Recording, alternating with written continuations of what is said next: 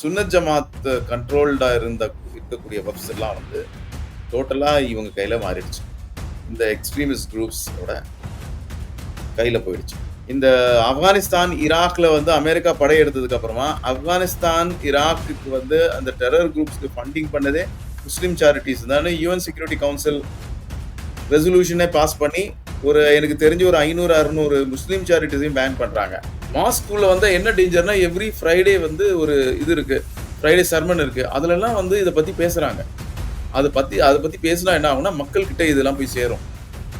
இது சேர்ந்ததுன்னா என்ன ஆகும்னா மக்கள் ரேடிக்கலைஸ் ஆறாங்க. இது வந்து நான் தியரிட்டிக்கலா சொல்றேன்னு இல்லை, நிர்வாகம் பண்றவங்க கிடையாது. தர்காவை ஆக்கிரமிப்பு பண்ணி வச்சிருக்காங்க பாருங்க அவங்க கண்ட்ரோல்ல. அவங்க தான் அதை பத்தி பேசுறாங்க. இந்த வக்ஃபை ப்ரொடெக்ட் பண்றது யாரு? சென்ட்ரல் கவர்மெண்ட்ல இருக்கிற ஆஃபீஷியல்ஸ் தான் ப்ரொடெக்ட் பண்றாங்க.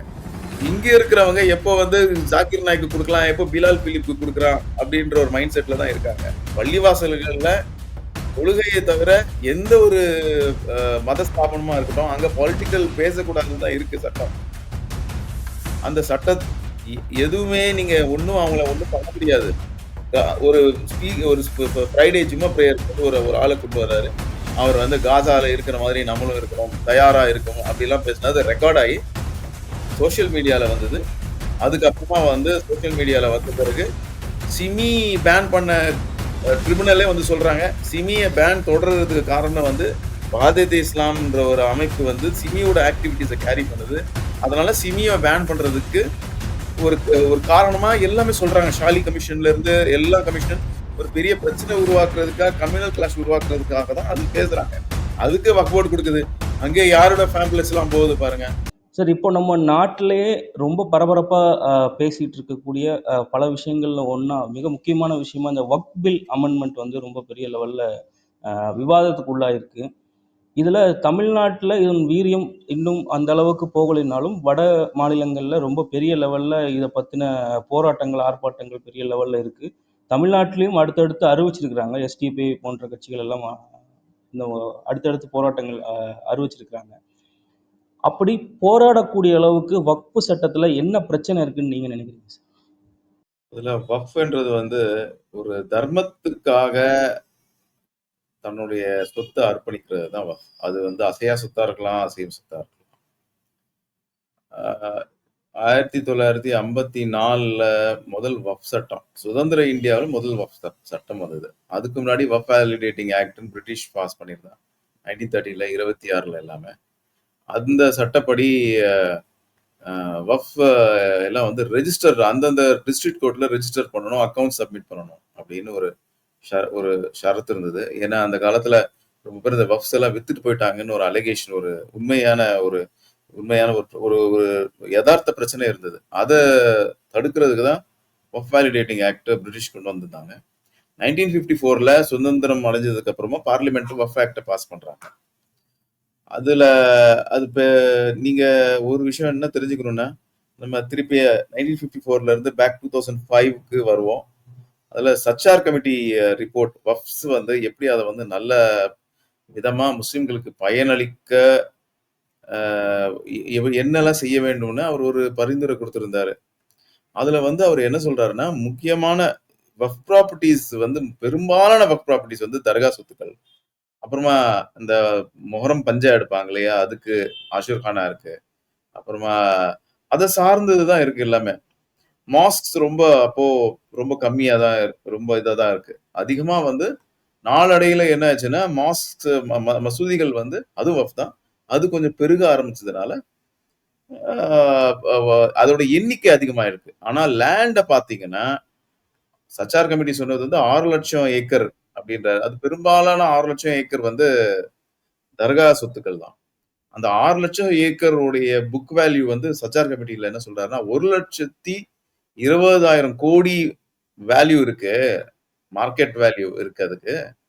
ஆனா அதுக்கு வந்து ரிட்டர்ன்ஸ் இருக்கு இல்லையா, வாடகைகள் ஒரு வருஷத்துக்கு எவ்வளவு, அந்த ப்ராப்பர்ட்டிஸ்ல இருந்து எவ்வளவு வந்து வக்ஃப்ஸ்க்கு, இண்டிவிஜுவல் வக்ஃப்ஸ்க்கு எவ்வளவு வருதுன்னா ரொம்ப கம்மியா வருது. 120 கோடி ஏதோ சொல்லியிருக்கிறாரு அவரு. இது 1% கூட கிடையாது. இது ஏன் இப்படி இருக்குன்னு ஒரு ரெக்கமெண்டேஷன் கொடுக்குறாரு. ஸோ திருப்பி நம்ம 1954 போவோம். ஸோ ஏன் இப்போ 1954னா அதுல இந்த வஃப இந்த இந்த சட்டத்தை கொண்டு வந்ததுக்கு முக்கிய காரணம் வந்து ஜமாத்துல் உலமா அப்படின்னு ஒரு அமைப்பு இருந்தது. அது வந்து தியோபந்த் கூட தொடர்புள்ள ஒரு இயக்கம் அது. தியோபந்துன்னா அவங்க வந்து இந்த தர்கா சடங்குகளை ஏத்துக்கிறது இல்ல. அதெல்லாம் இஸ்லாமுக்கு அதுக்கு சம்பந்தம் இல்லை அப்படின்னு சொல்றவங்க. அதே சமயத்துல அஹ்லே ஹதீஸ், ஜமாத்துல் அஹ்லே ஹதீஸ் அப்படின்னு ஒரு ஒரு ஒரு குரூப் இருந்தது. அதுவும் தியோபந்தீஸ் மாதிரி இதை நாங்க ஏத்துக்க மாட்டோம்னு சொல்றவங்க. அந்த தர்கால நடக்கக்கூடிய சடங்குகள், தர்கா இந்த வஃப் இருக்கு இல்லையா, அந்த வஃப் வந்து பெரும்பாலும் வந்து தர்கா சடங்குகளுக்காக தான் அதை வந்து அதை வந்து நிறைவேற்றணுன்றதுனால தான் அந்த வஃபே இருக்கு. இப்ப நம்ம இந்த நாகூர் வஃப பாக்குறோம். சந்தன கூடு, உருஸ் விழா மோஸ்ட்லி அதுக்கு இருக்கு. அதுக்கு அந்த ப்ராப்பர்ட்டிஸ்லாம் அதுக்கு யூஸ் பண்ணணும். அதுக்கு தான் யூஸ் பண்ணணும்னு அந்த காலத்துல ஹிந்து மகாராஜாஸ் பெரிய குடைவள்ளல்களும் கொடுத்துருக்காங்க. ஸோ இந்த சட்டத்துல என்ன ஒரு இன்ட்ரெஸ்டிங் ஒரு ப்ராப்ளம் என்ன வந்ததுன்னா, அவங்க ஏன்னா அந்த சட்டத்துக்கு வந்து அவங்க தான் முக்கிய தாரணியா இருந்தாங்க. 11ன்னு ஒரு சட்டம் ஒண்ணு இருந்தது. செக்ஷன் 11 என்ன சொல் ஆஹ் அஹ் ச- அஹ் 2 மெம்பர்ஸ் வந்து 2 உறுப்பினர்கள் வந்து உலமாக்கல் உலமாக்கல்னா இந்த இவங்க இருக்காங்க இல்லையா, சட்ட மார்க்க அறிஞர்கள், அவங்க 2 பேர் இந்த இந்த குரூப் இந்த வக்போர்ட்ல வரணும். இந்த 2 பேர் வந்து ஜமாத்துல் உலமாவோ இல்ல இல்ல ஜமாத்துல் அஹ்ல ஹதீஸ்ல இருக்கணும் அப்படின்னு ஒரு சட்டம் ஒண்ணு அந்த அந்த சட்டத்திலேயே வந்துருச்சு. அதனால என்னாச்சுன்னா பெரும்பாலான அறிஞர்கள் வந்து சுன்னத் ஜமாத் தர்காவோட நம்பிக்கை உள்ளவங்க யாரும் வரல. 2 பேர், இந்த 2 பேரை மட்டும் சொல்றேன். 2 நாமினிஸை சொல்றேன். அவங்க வரல. முக்கியமா அதுல வந்தவங்க யாரு? இந்த தர்கா ப்ராப்பர்ட்டிஸ், இந்த தர்கா சிஸ்டமை ஏத்துக்காத ஒரு குரூப் தான் வருது. இது 2 மெம்பர்ஸ் தான் நீங்க நினைச்சீங்களா? அப்படி இல்ல. எல்லா மெம்பர்ஸும் வந்து அந்த ஐடியாலஜி ஆளுங்க தான் வந்தாங்க. அவங்க வந்து இது இந்த ப்ராப்பர்ட்டிஸை எப்படி எல்லாம் பிரச்சனை பண்ணணும், என்னென்ன செய்யணும் அப்படின்னு சொல்லி அவங்க என்ன என்ன செய்யறாங்கன்னா, பெரும்பாலும் மாஸ்க் கூட இருக்கு. அந்த மாஸ்க்ல வந்து ஒரு சாரார் இருக்கணும்னு இருக்குன்னா இவங்க வந்து அதை டேக் ஓவர் பண்ணாங்க. அவங்களுடைய வழிமுறையை உள்ள கொண்டு வந்தாங்க. இத ஒரு ஒரு இன்ஸ்பிரேஷனா வச்சு 1961 அய்யூப் கானும் இதே மாதிரி பண்ணாரு. தியோபந்தீஸ்க்கு பவர் கொடுக்கணும். ஏன்னா அவருக்கு வந்து தர்காக்காரங்களோட ரொம்ப கருத்து வேறுபாடு இருந்தது. இன்னும் வந்து தர்காக்காரங்க வந்து 1947 நடந்த மத கலவரத்துல அவங்க அதுல முழுமையா இறங்கல. அது வெறுத்தாங்க. லாகூர்ல ஒரு ஒரு முக்கியமான தர்கா இருக்கு. அவங்க எல்லாம் வந்து இந்த பார்ட்டிஷன் ரைட்ஸ் எதிர்த்தாங்க. இந்துக்களுக்கு வந்து அவங்க வந்து அடைக்கலம் கொடுத்தாங்கன்ற ஒரு ஒரு பெரிய அவருக்கு ஒரு மன வருத்தம் இருந்தது. 1961 அவர் என்ன பண்ணாரு, இதே மாதிரி இந்தியால எப்படி ஒரு சட்டம் இருக்கோ அதே மாதிரி ஒரு சட்டத்தை கொண்டு வந்தார். எல்லாம் வந்து தியோபந்திஸ் கிட்ட இந்த அங்க இருக்கிற தர்கா போர்ட்ஸ் எல்லாம் இந்த தியோபந்திகளையே நிரப்பினாரு. இதோட பிரதிபலிப்பு எங்க வருதுன்னா 1979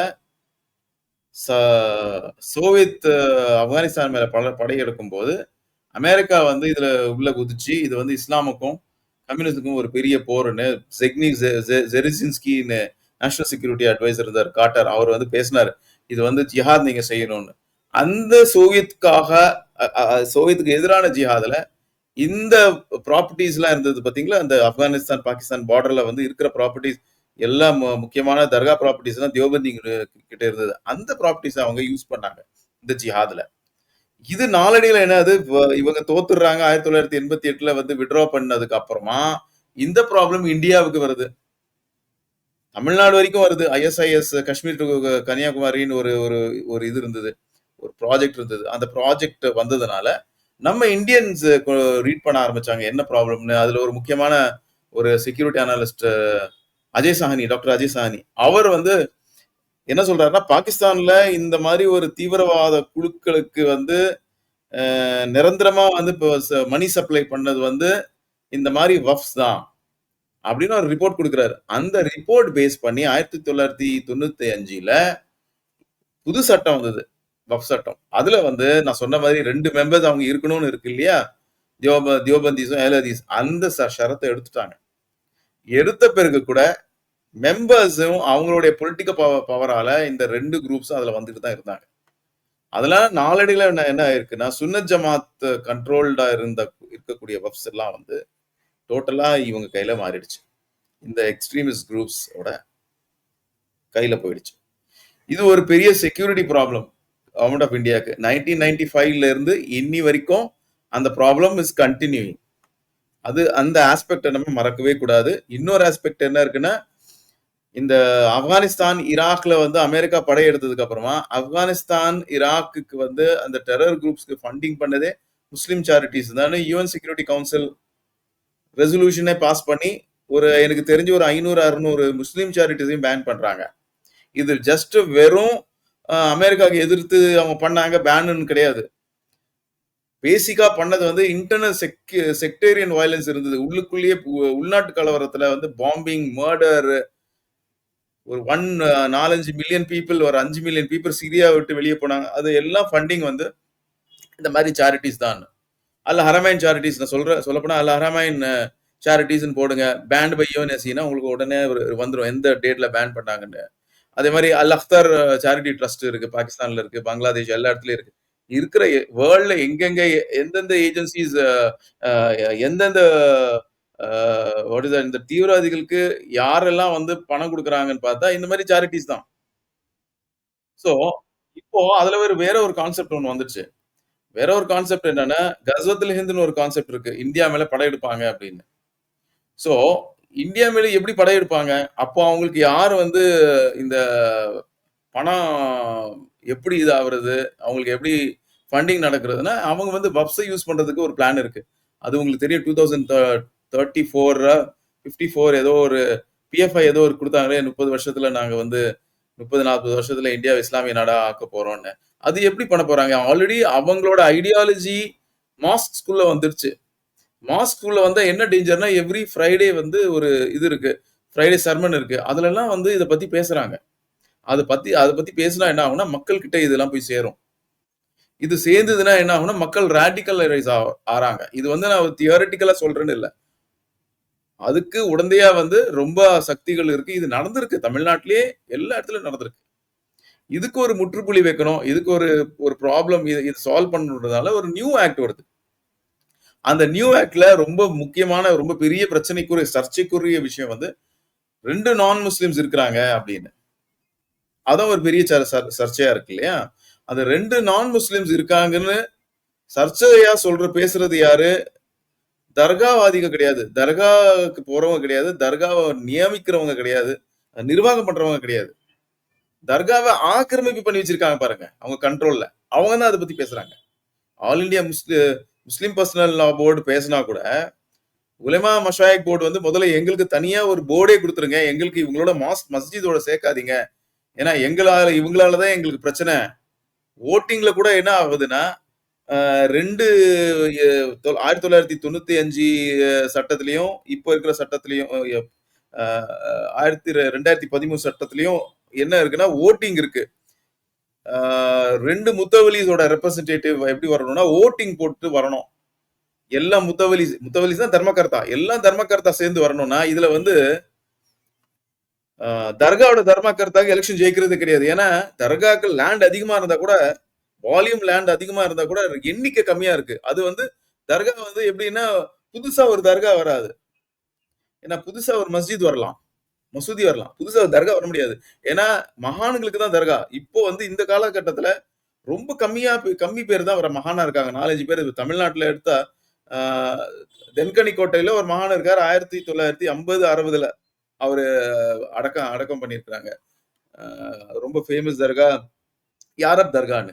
அதான் எனக்கு தெரிஞ்சு அது மோதி பாபா தர்கா. அது ரொம்ப சமீப காலம் 50, 60 1950னா கிட்டத்தட்ட 75, 76 வருஷம்னு வைங்க. அதுல தான் ஒரு தர்கா இருக்க தவிர, புதுசா எந்த தர்காவும் வரல. பட் மஸ்ஜித்கள் பெருகிட்டே இருந்தது. ஏன்னா சவுதி ஃபண்டட் கூட இருக்கு. சில சவுதி வெளிநாட்டு ஃபண்டட் மஸ்ஜித்ஸ்லாம் வந்தது. அதனால மக்கள் கூட சில பேர் வந்து லேண்ட் வாங்கி சின்ன சின்ன மாஸ்க் கட்டுனாங்க. அது கூட வந்து என்ன எதுல வருதுன்னா, வஃப்ல வருது. சோ தர்ம தர்காவோட தர்மகர்த்தாக்கள் வந்து அங்க வரவே முடியாது. அதுல மெம்பர்ஸ் ஆகுறது ரொம்ப கஷ்டமான காலமா இருந்தது. இப்போ இந்த சட்டம் என்ன பண்ணுச்சுன்னா, எலெக்ஷன்லாம் கிடையாது, நாமினேஷன். ஒரு நல்ல தர்மகர்த்தாவை நாங்க செலக்ட் பண்ணுவோம். அவரை வந்து மெம்பர் ஆக்குவோம். அவரு உங்களோட வாய்ஸா இருப்பாரு. இது ரொம்ப நல்லது. ஏன்னா, இதுவரைக்கும் தோத்துக்கிட்டே இருந்த தர்காக்காரங்களுக்கு வந்து ஒரு வெற்றி வாய்ப்பு தான் இது. அதனால தர்காக்காரங்களும் இத வெல்கம் பண்றாங்க. பட் யாரெல்லாம் ஆக்கிரமிப்பு பண்ணி வச்சிருக்காங்களோ, யாரெல்லாம் சுன்னத் ஜமாத் பள்ளிவாசல அத வந்து வேற மாதிரியா அவங்களுடைய ஐடியாலஜிக்கா மாத்தி இருக்கிறாங்களோ, அவங்களுக்கெல்லாம் ஒரு பிரச்சனை. இது ரொம்ப அந்த மாரி சென்னையில ரொம்ப மாஸ்க் காட்ட முடியும். சைதானி மாஸ்க்ன்னு ட்ரிப்ளிகேன் அ பெல்ஸ் ரோடு நம்ம பெல்ஸ் ரோட்ல அந்த அ ஹாஸ்பிட்டல் இருக்கு இல்லையா? அந்த பக்கத்துல ஒரு மாஸ்க் இருக்கு. அது வந்து உள்ளேயே வந்து சைதானி பீவியோடைய ஒரு மக்பரா தட் இஸ் ஒரு டாம்ப் இருக்கு. அதுல தான் பிரேயர் நடத்திட்டு இருந்தாங்க. அவங்களுக்காக தான் இந்த மாஸ்க் கட்டுனாங்க. இப்போ இவங்க புது ஒரு குரூப் வந்து எனக்கு தெரிஞ்சு 2016ஓ 13 எனக்கு தெரியல. இப்னு தைமியான்னு ஒரு ஸ்காலர் இருக்காரு. அந்த ஸ்காலர் வந்து டெரரிசம்க்கு காரணமான ஒரு ஸ்காலர்ன்னு 9/11 கமிஷனே சொல்லுது.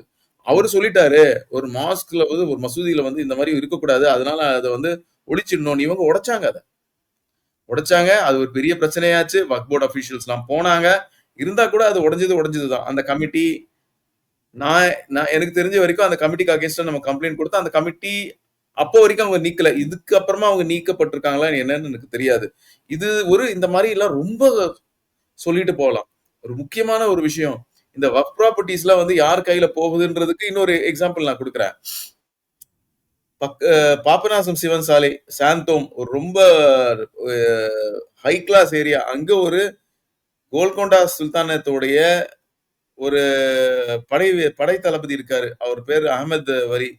அவருக்கு ஒரு தர்கா இருக்கு. அது கிட்டத்தட்ட 1520ல அவர் பொறந்தாரு. 1520ல. இந்த முகல்ஸ்லாம் வர்றதுக்கு முன்னாடியே 13ல பொறந்தாரு. முகல்ஸ்லாம் வர்றதுக்கு முன்னாடியே இங்க கோல்கொண்டாவுடைய சுல்தான் தான் ஆண்டுட்டு இருந்தாரு. அவரு உடைய அவருக்கு வந்து கிட்டத்தட்ட இன்னைக்கு அந்த வக்ஃப் வந்து 8 1/2 கிரவுண்ட் ஏதோ இருக்கு. அதுல அவருடைய சமாதி இருக்கு. மத்த அ இந்த கிரேவ்ஸ்லாம் இருக்கு. இது கிரேவ்ஸ்க்கு அப்புறமா அங்க இருக்கிற மக்கள்லாம் கொஞ்சம் வீடு கட்டிட்டாங்க. அப்புறமா வந்து அந்த ஏரியால மசூதி வேணும்னு ஒரு மசூதியும் இருக்கு. இது வந்து எம்ப்டி லேண்ட். சாரி வேக்கன்ட் லேண்ட்ன்னு வக்ஃப் போர்டு டிசைட் பண்ணி, இது வந்து குத்துகைக்கு விட்டது யாருக்குன்னா, பிஇஆர்எஃப்ன்ற அமைப்புக்கு. பிஇஆர்எஃப் ஓட தலைவர் யாருன்னா, டாக்டர் பிலால் பிலிப்ஸ். இந்த பிலால் பிலிப்ஸ் யாருன்னா, 9/11க்கு முன்னாடி ஒரு 9/11 நடந்தது. 1993ல world trade first world trade centre bombing அப்படின்னு. அதுக்கு வாண்டட் ஆள் அவரு. அவர் அமெரிக்கால வாண்டட், ஆஸ்திரேலியால போக முடியாது, எங்கேயுமே போக முடியாது. அவர் ஒரு யூனிவர்சிட்டி நடத்துறாரு. அந்த யூனிவர்சிட்டிக்காக ஒரு ஸ்கூல் நடத்த போறாரா, அதுக்காக அவர் வாங்கியிருக்காரு. அவரோட ஆன்லைன் எஜுகேஷன் சிஸ்டம் தான் ஜாகிர் நாயக் சப்போர்ட் பண்றாரு. ஒரு லேண்ட காலியான லேண்ட், வேக்கன்ட் லேண்ட்ன்னு பொய் சொல்லி, அதுக்கு ஒரு சூப்பரிண்டென்டென்ட் வந்து ரிப்போர்ட் ஒண்ணு குடுத்து, அவரு வந்து அப்புறமா ஒரு அ பெ ஒரு ஷோக்காக ஒரு அ அ ஒரு டெண்டர் ஒண்ணு போட்டு, அந்த டெண்டர்ல வந்து நார்மலி வந்து 30 டேஸ்ன்னு சொன்னா உடனே 5 நாள், 9 நாள்லயே வந்து டெண்டர குளோஸ் பண்றது, டைம் குடுக்காம. குடுக்குறது பிஇஆர்எஃப் அப்படின்னு குடுக்குறது. அவங்கலாம் யாரு? எப்படி இவங்களுக்கெல்லாம் குடுக்குறாங்க? அதுவும் யாரு 3 crore ரூப்பீஸ் எனக்கு தெரியல எவ்வளோன்னு I don't remember. 3 crore rupees நினைக்கிறேன் 40 இயர்ஸ் லீஸ். அந்த லேண்ட் வேல்யூவே அங்க வந்து எனக்கு தெரிஞ்சு இன்னைக்கு அப்போ வந்து ஒரு 5 கோடி ரூபாய் இருந்தது. 5 இன்டூ 8 40 கோடி ரூபாய். அதுக்கு ஜாயிண்ட் வென்ச்சர் வந்து 1 crore 2 crores எனக்கு இப்போ ஞாபகம் இல்ல. எனக்கு மேபி மேக்ஸிமம் 3 கோடி ரூபாய் வைங்களேன். இது 40 வருஷத்துக்கு ஒரு ஸ்கூல் நடத்த போறாங்களாம். இது எனக்கு அங்க அங்க இருக்கிற மக்கள் எல்லாம் ரொம்ப போராடினாங்க. அந்த அந்த நேரத்துல ஏஐடிஎம்கே ரெஜிம் இருந்தது. சிஎம் ஓட வீட கூட கேர் பண்ணாங்க. அப்புறம் சிஎம்க்கு தெரிய வந்தது. என்ன என்ன நடக்குதுன்னு. அப்போ இந்த மேட்டர் அவங்க ஹோம் மினிஸ்டருக்கு எழுதுறாங்க. அமித்ஷாஜிக்கு. அமித்ஷாஜி உடனே அது மேல ஆக்ஷன் எடுக்குறாரு. ஆக்ஷன் எடுத்து இப்போ வந்து அந்த சமாதி காப்பாத்தப்பட்டிருக்கு. இப்ப அந்த அவங்க ஆ என்ன ஆச்சுன்னா, எங்களுக்கு வேண்டாம்ப்பா இந்த லேண்ட்ன்னு சொல்லிட்டு அவங்களே விட்டு ஓடிட்டாங்க. அந்த மாரி அவர் பண்ணாரு. சோ, இந்த வக்ஃப புரொடெக்ட் பண்றது யாரு? சென்ட்ரல் கவர்ன்மென்ட்ல இருக்கிற ஆபிஷியல்ஸ் தான் புரொடெக்ட் பண்றாங்க. இங்க இருக்கிறவங்க எப்போ வந்து ஜாகிர் நாய்க்கு குடுக்கலாம், எப்போ பிலால் பிலிப்க்கு குடுக்கலாம் அப்படின்ற ஒரு மைண்ட் செட்ல தான் இருக்காங்க. இதே மாரி எக்ஸாம்பிள்ஸ் குடுத்துட்டு நான் போய்க்கிட்டே இருக்கலாம். ஒரு முக்கியமான வக்ஃப் இருக்கு தாம்பரம்ல. தாம்பரம் ஜும்மா பள்ளிவாசல். சண்முகம் ரோட்ல இருக்கு. அந்த பள்ளிவாசலுக்கு 40 கடைகள் இருக்குன்னு நினைக்கிறேன். அதுக்கு ஒரு ஒரு அடக்க ஸ்தலமும் இருக்கு. அது எல்லாமே அது வேல்யூ வந்து எனக்கு தெரிஞ்சு 200 க்ரோஸ் இருக்கலாம். 2005ல இருந்து அதுக்கு டேக் ஓவர் பண்ணது யாரு? இதே தமுமுககாரங்க. அந்த மாஸ்க்க டேக் ஓவர் பண்ணிட்டாங்க. பிரச்சனைகள் ரொம்ப இருந்தது. மக்கள் வந்து அங்க சொன்னாங்க கம்ப்ளைண்ட் பண்ணும்போது. வக்ஃப் போர்ட் என்ன ஆர்டர் பண்ணதெல்லாம் இந்த தமுமுக வந்து இப்பதான் வந்திருக்காங்க அவங்கலாம். அவங்க ஏரியாவ மட்டும் நீங்க சானிடைஸ் பண்ணி, அவங்க ஏரியா இந்த மாஸ்கோட கட்டுப்பாட்டுல இருக்கிற ஏரியால இருந்து அவங்கள நீக்கிடுங்க அப்படின்னு ஹ வக்ஃப் போர்ட் ஆர்டர். அந்த ஆர்டர் மேல எந்த ஒரு ஆக்ஷனும் இல்ல. இருந்தா கூட இந்த டீம் வந்து டேக் ஓவர் பண்ணிச்சு தமுமுக டீம். அவங்கள எடுக்கிறதுக்கு எந்த ஒரு ஆக்ஷனும் எடுக்கல. அடுத்து 2019ல ஒரு முன்னாள் தலைவர், அந்த மாஸ்கோட முன்னாள் தலைவர் அமித்ஷாஜிக்கு லெட்டர் எழுதுறாரு. இந்த மாரி வந்து அவங்க வந்து 20 வருஷமா இத வந்து டேக் ஓவர் பண்ணியிருக்காங்க. அக்கவுண்ட்ஸ் சப்மிட் பண்றது கிடையாது. எது கேட்டாலும் வக்ஃப் போர்டு அதுக்கு வந்து ஆன்சர் பண்றதில்ல. வக்ஃப் போர்டே ஆர்டர் போட்டிருக்கு. இவங்கள வந்து ரீ டீலிமிட்டேஷன்றாங்க. ரீலிமிட் பண்ணி அவங்கள வெளிய எடுத்துருங்கன்னு வக்ஃப் போர்டு ஆர்டர் போட்டது கூட, வக்ஃப் போர்டே அத வந்து இம்ப்ளிமெண்ட் பண்ணாம இருக்குன்னு கம்ப்ளைண்ட் குடுக்குறாரு. அந்த கம்ப்ளைண்ட் வந்து கவர்ன்மெண்ட் ஆஃப் தமிழ்நாடுக்கு பாஸ் ஆகுது. Government of Tamil Nadu under secretary எந்த மினிஸ்ட்ரிக்கு கீழ இந்த வக்ஃப் இருக்கோ, அதோட அண்டர் செக்ரட்டரியா வக்ஃப் சிஇஓக்கு எழுதுறாரு. இவங்க மேல ஆக்ஷன் எடுங்க. நீங்க வக்ஃப் போர்டு நீங்க பாஸ் பண்ண பழைய ரெசல்யூஷன் இருக்கு இல்லையா? அத வந்து ரீட்ரா பண்ணி இவங்களெல்லாம் வெளிய எடுங்க. கேஸ் ஃபைல் பண்ணுங்கன்னு சொன்னாரு. ஒண்ணுமே நடக்கல. திருப்பி அவங்களே கூட வந்து அந்த பார்ட்டியே கொண்டு உட்கார வச்சாங்க எலக்ஷன் நடத்தி. இது இது வந்து செக்யூரிட்டி ப்ராப்ளம். ஜும்மா பள்ளிவாசல்ல என்ன நடக்குதுன்னா, காஷ்மீர பத்தி பேசுறாங்க. காஷ்மீர் இந்த மாரி நடந்தது. காஷ்மீர்ல இந்த மாரி அநியாயம் இந்தியன் ஆர்மி பண்ணது. இந்தியன் ஆர்மிக்கு அகே இந்தியன் ஆர்மி அப்புறமா வந்து ரஷ்யாக்கு அகைன்ஸ்டா கூட அவங்க வந்து இந்த பள்ளிவாசலுக்குள்ள வந்து கோஷம் போட்டிருக்காங்க. பேனர் எல்லாம் வச்சிருக்காங்க. பள்ளிவாசல்கள்ல தொழுகையை தவிர எந்த ஒரு மத ஸ்தாபனமா இருக்கட்டும், அங்க பொலிட்டிக்கல் பேசக்கூடாதுன்னு தான் இருக்கு சட்டம். அந்த சட்ட எதுவுமே நீங்க அவங்கள ஒண்ணும் பண்ண முடியாது. நீங்க என்ன பண்ண முடியும்? தைரியமா கேட்கறாங்க. இன்னொரு இதோட இன்னொரு எக்ஸாம்பிள். இதே சென்னையில எல்லிஸ் ரோட்ல ஒரு முக்கியமான ஒரு இடத்துல ஒரு மஸ்ஜித் இருக்கு. எல்லிஸ் ரோட்ல ஒரு நால்பந்த் மஸ்ஜித்ன்னு இருக்கு. அந்த மஸ்ஜித்ல முத்தவல்லி அவர் சுன்னத் ஜமாத் கொள்கை உள்ளவரு. அந்த புரோகிராம்ஸ் நடத்திட்டு இருந்தாருன்னு, அங்க ஏரியாக்காரங்கலாம் என்ன பண்றாங்கன்னா, இவர எடுக்கணும்னு சொல்லி போலி கம்ப்ளைண்ட் குடுக்குறாங்க. அந்த கம்ப்ளைண்ட்ல ஒரு இதுவும் இல்ல. அவர தூக்கிட்டு பக்கத்துல ஒரு வக்ஃப் இருக்கு. அதுல வந்து இந்த வக்ஃபோடே அந்த ஆள ஆ ஆக்கிரமிப்பாளர்ன்னு சொல்லி ஆர்டர் பாஸ் பண்ணியிருக்காங்க. அந்த ஆக்கிரமிப்பாளர் வந்து இவங்களுக்கு வேண்டிய ஆளா இருக்கிறதுனால, அவன கொண்டு வந்து நால்பந்த் மஸ்ஜித்ல பிரசிடென்ட்டா போடுறாங்க. அவன் வந்து என்ன பண்றான்னா, ஒரு ஒரு ஃப்ரைடே ஜும்மா பிரேயருக்கு ஒரு ஒரு ஆள கொண்டு வர்றாரு. அவர் வந்து காசால இருக்கிற மாதிரி நம்மளும் இருக்கணும், தயாரா இருக்கணும் அப்படிலாம் பேசினது ரெக்கார்ட் ஆயி சோசியல் மீடியால வந்தது. அதுக்கப்புறமா வந்து சோசியல் மீடியால வந்த பிறகு இவங்க பெரிய பிரச்சனை பண்ணாங்க. வக்ஃப் போர்டுக்கு இந்த விஷயம் தெரியும். வக்ஃப் போர்டு சிஇஓக்கும் தெரியும். எல்லாம் பழைய முத்தவலி கம்ப்ளைண்ட் பண்ணாரு. இந்த மாரிலாம் அவங்க பண்றாங்க. காசு வசூல் பண்றாங்க. எந்த ஒரு ஆக்ஷனும் இல்ல. இன்ட்ரஸ்டிங்லி போன டிசம்பர் 20ஆம் தேதி 2024க்கு அவங்களோட டெர்ம் முடிஞ்சு போச்சு. ஆனா இன்னி வரைக்கும் அவங்க இருக்காங்க. அவங்கள நீங்க ஒண்ணும் அசைக்க முடியாது. வக்ஃப் போர்டு அவங்களோட தான் இருக்கு. இந்த மாரி ராடிக்கல்ஸோட தான் இருக்கு. இன்னொரு இன்னொரு முக்கியமான அ இது ஒரு விஷயம் நான் சொல்றேன். மதுரையில வந்து காசிமார் பள்ளிவாசல் ஒண்ணு இருக்கு. அது ரொம்ப டெக்னிக்கல் இன்ஸ்டிடியூட், ஐடிஐ எல்லாமே இருக்கு. ஐடிஐ அ அந்த ஒரு வக்ஃப காலேஜ் குடுத்தது கூட வந்து இருக்கு அங்க. வக்ஃபோர்ட் பாண்டிய காலேஜ் மன்னன் கூட ஒண்ணு இருக்கு அங்க. வக்ஃபோர்ட் காலேஜ் அது வேற. நான் சொல்றது வந்து அது மதுரை வக்ஃபோர்ட் காலேஜ் அது. வக்ஃப் போர்டு உருவாக்குன காலேஜ். நான் சொல்றது இண்டிவிஜுவல் வக்ஃப். ஹாஜி தாஜுதீன்னு சொல்லி மதுரையில ஒரு பெரிய மகான் இருந்தாரு. அவரு வந்து கூன் பாண்டியனே வந்து மதுரை முஸ்லிம்களுக்காக அவர வந்து காசியா நாமினேட் பண்றாரு. அவருக்காக ஒரு வக்ஃப் குடுக்குறாரு. அந்த வக்ஃப் வந்து 1210ல இருந்து அந்த வக்ஃப் இருக்கு. 13ல இருந்து அந்த வக்ஃப் இருக்கு. கிட்டத்தட்ட 800, 900 வருஷம்னு வைங்களேன். அந்த அந்த வக்ஃப் என்ன பண்றாங்கன்னா, பரம்பரையா இல்ல வந்து பரம்பரை தான் வக்ஃப் அது. பரம்பரை இல்ல மத்தவங்க ஏதோ கிளைம் பண்றாங்க. அதுல இவங்க உள்ள புகுந்து வக்ஃப் போர்டு. வக்ஃப் போர்டுக்கு வந்து பிரச்சனை இருக்கக்கூடிய இடத்துல எல்லாம் டைரக்ட் மேனேஜ்மென்ட் எடுத்துக்கலாம்னு இருக்கு. அது இந்த வக்ஃப டைரக்ட்டா மேனேஜ்மென்ட்ல எடுத்துடுறாங்க. எடுத்துட்டு இந்த வக்ஃப் எங்க பயன்படுதுன்னா, வஹாதத் இஸ்லாமின்னு ஒரு தீவிரவாத இயக்கம் இருக்கு. சிமி பேன் பண்ண ட்ரிபுனலே வந்து சொல்றாங்க, சிமிய பேன் தொடர்றதுக்கு காரணம் வந்து வஹாதத் இஸ்லாம்ன்ற ஒரு அமைப்பு வந்து சிமியோட ஆக்டிவிட்டீஸ கேரி பண்ணுது. அதனால சிமிய பேன் பண்றதுக்கு ஒரு ஒரு காரணமா எல்லாமே சொல்றாங்க. ஷாலி கமிஷன்ல இருந்து எல்லா கமிஷன் சொல்லிட்டு இருக்காங்க. நம்ம தமிழ்நாட்டுல இருந்து போன அபிஷியல்ஸ் கூட சொல்றாங்க அந்த கமிஷன் முன்னாடி. வஹாதத் இஸ்லாமி கன்டின்யூ பண்ணிட்டு இருக்கு. மதுரையில இருக்கு, கோயம்புத்தூர்ல இருக்குன்னு. அந்த வஹாதத் இஸ்லாமிக்கு டிசம்பர் 6 சுப்ரீம் கோர்ட் ஜட்ஜ்மெண்ட் வந்த பிறகு ஒரு 6, 8, 6 மாசம், ஒரு வருஷத்துக்கு அப்புறமா டிசம்பர் 6க்கு எதிராக வந்து ஒரு மீட்டிங் போடுறதுக்கு இதே வக்ஃப் போர்டு அவங்க குடுக்குறாங்க. சுப்ரீம் கோர்ட் ஓட டெசிஷன் வந்துருச்சு. அதோட அந்த குவைட்டஸ் முடிஞ்சு போச்சு அந்த ப்ராப்ளம். அந்த ப்ராப்ளம் திருப்பி யாரும் பண்ண முடியாது. Contempt of court. ராமந்தர் இஷ்யூல ஜட்மெண்டே வந்துருச்சு. ஜட்மெண்ட் வந்த பிறகு குவைட்டஸ். அத பத்தி யாரும் பேசக்கூடாது.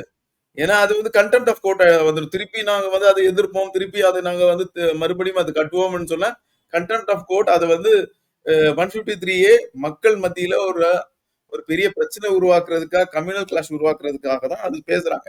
அதுக்கு வக்ஃப் போர்டு குடுக்குது. அங்கே யாரோட ஃபேம்ப்ளெட்ஸ் எல்லாம் போகுது பாருங்க. ஈஜிப்ட்ல இருக்கிற ஒரு டெரரிஸ்ட் இருக்கான். அவனோட ஃபேம்ப்ளெட்ஸ் டிஸ்ட்ரிபியூட் ஆகுது. பாகிஸ்தானி ஒரு டெரரிஸ்ட் இருக்கான். பங்களாதேஷ்ல படுகொலை பண்ணவன். அவனோட ஃபேம்ப்ளெட்ஸ் அவனோட போட்டோ போட்டு சையத் குத்துப் அப்படின்னு சொல்லிட்டு அவன் சொல்றதெல்லாம் குடுக்குறது. இது வந்து வக்ஃபோட சொத்து வந்து இந்த மாதிரி ராடிக்கல்ஸ் யூஸ் பண்றதுக்கு யார் உதவி பண்றாங்கன்னா இந்த வக்ஃப் போர்டு தான் பண்ணிட்டு இருக்கு. சோ இந்த வக்ஃப் போர்ட்ஸ்க்கு வந்து உள்ள ஸ்ட்ரக்சரா மாத்தணும்ன்றதுனால தான் இந்த சட்டம் வந்திருக்கு. ஸ்ட்ரக்சரா மாத்தணும்.